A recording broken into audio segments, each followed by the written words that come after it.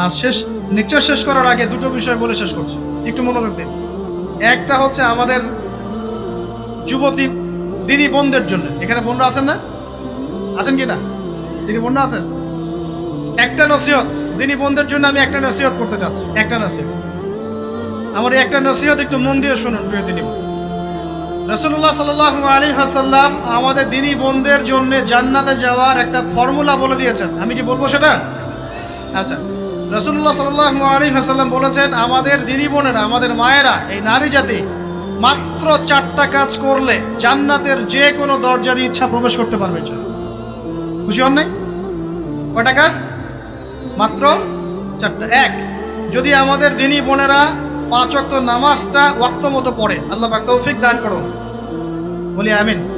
2 number, যদি তারা রমাদান মাসের রোজাটাকে ঠিক মতো আদায় করতে পারে।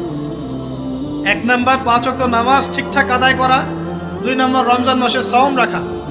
3 নাম্বার তাদের লজ্জাস্থানের হেফাজত করা, মানে শরঈ পর্দা মেনটেন করা, শরঈ পর্দা মেনটেন করা। এবং আমি বলে দেই, চেহারাটা আপনাদের পর্দার অন্তর্ভুক্ত। এটা নিয়ে অনেক বাকবিতণ্ডা হয় না সমাজে, চেহারা দেখানো যাবে কি যাবে না ইত্যাদি। চেহারা আপনার পর্দার অন্তর্ভুক্ত বিষয়, ফুল স্টপ। এর উপরে ফতোয়া অনেকভাবে দিচ্ছে, কিন্তু বরেণ্য উলামায়ে কেরামের কিতাবগুলো ঘাটাঘাটি করেন, তাদের ফতোয়া হচ্ছে চেহারা আপনার পর্দার অন্তর্ভুক্ত বিষয়, চেহারা ঢেকে রাখবেন, আল্লাহ পাক তৌফিক দান করুন। চোখ থাকবে খোলা, ঠিক আছে। 4 নাম্বার, স্বামীর আনুগত্য করতে হবে। স্বামীর আনুগত্য, এই যে আনুগত্য শব্দ শুনলেই মানুষের একটা মানে নেগেটিভ ধারণা তৈরি হতে পারে। স্বামীর আনুগত্য মানে কি আমি তার দাসত্ব করব? আনুগত্য মানে, প্রিয় দিনী বোন, আনুগত্য মানে দাসত্ব নয়।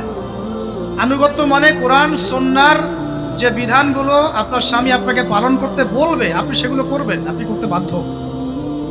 কিন্তু স্বামী যদি কোরআন সুন্নাহর বাইরে কিছু করতে বলে, সেটা মানতে আপনি বাধ্য নন। স্বামী যদি আপনাকে বলে যে সুদ খাও, এই যে সুদি এনজিওতে আসো, নাম লেখাও। স্বামী যদি আপনাকে বলে যে আসো বেপরদায় বাইরে যাই, সাজুগুজু করে বের হও, চলো ঘুরে আসো বেপরদায়। স্বামী যদি বলে দেবরকে একটু খাবারটা দিয়ে আসো, আমার অফিসের কলিগ আসছে, খাবার পরিবেশন করো, আসো ডাইনিংয়ে আসো, এই যে হারাম কাজ বেপরদার আদেশ করছে, সুদের আদেশ করছে, আপনি সেগুলো পালন করবেন। কিন্তু হালাল বৈধ যে কোনো বিষয় আপনি স্বামীর আনুগত্য করবেন, এটা আপনার উপর ফরজ। এই 4টা কাজ যদি আপনি করতে পারেন, জান্নাতের যে কোনো দরজা দিয়ে ইচ্ছা আপনি প্রবেশ করতে পারবেন ইনশাআল্লাহ। আল্লাহ পাক আমাদের দিনী বোনদেরকে এই 4টা কাজ করার তৌফিক দান করুন। আমাদের সবাইকে আল্লাহ পাক জান্নাতের জন্য কবুল করুন, বলি আমিন।